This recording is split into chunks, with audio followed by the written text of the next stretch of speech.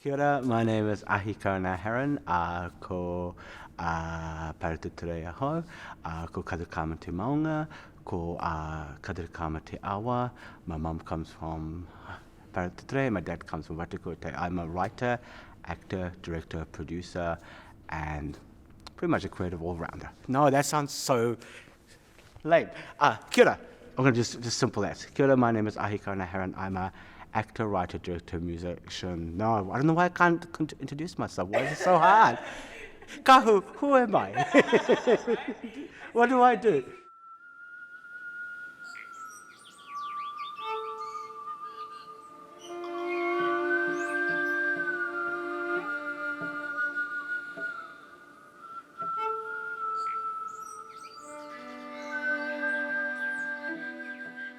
In this country, it's very rare to be able to revisit works and refine and keep reworking.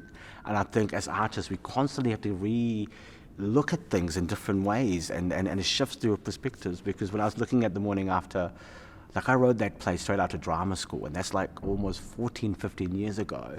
And that person was so angsty, so earnest, and so, like I think I did a word count of the word lost and loss, and I was like, I think it's there like 148 times. I was like, we get it, so literal. But I think there's a naivety and that craft has come now, and I think being able to revisit it means I can refine it even more. But also, like, my politics have shifted, my confidence in my voice has shifted. I think I'm a lot more vocal than I was then.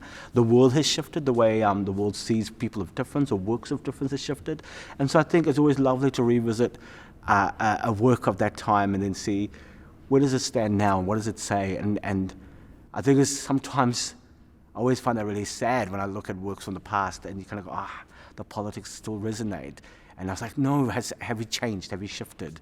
And I hope so, because I'm always eternally hopeful, because the work is always about hope, because we can do better, we can shift and change towards something.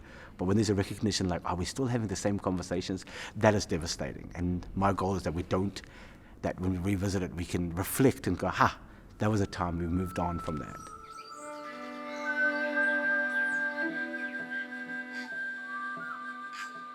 I think younger Ahi was seduced by mainstream, seduced by this idea that I want my work to live in big spaces, and a certain recognition that I don't quite know what that meant or what that means even now. And over the years, that chase has changed because I've become more clear about who I'm making my work for, which is ultimately always for my community. Maybe 5 years ago, I was working on a play, and one of my aunties kind of looked at me, she's like, we get so little airtime and so little stage time, and why do you want to air our public dirty laundry to everybody else?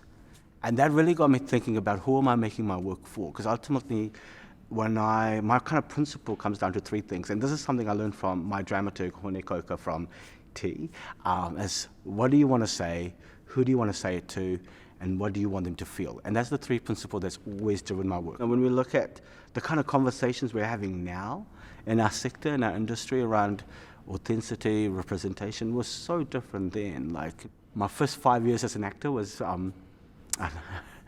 I played every possible stereotype, so playing dairy owners, taxi drivers, terrorists, and I got really frustrated by the limited representation and learning the power that I can write the kind of stories that I want to, give myself the roles that I wanted to, where I could be playing high status or playing people that are not just marginalized, just kind of gave me, I guess, the journey of where I am now.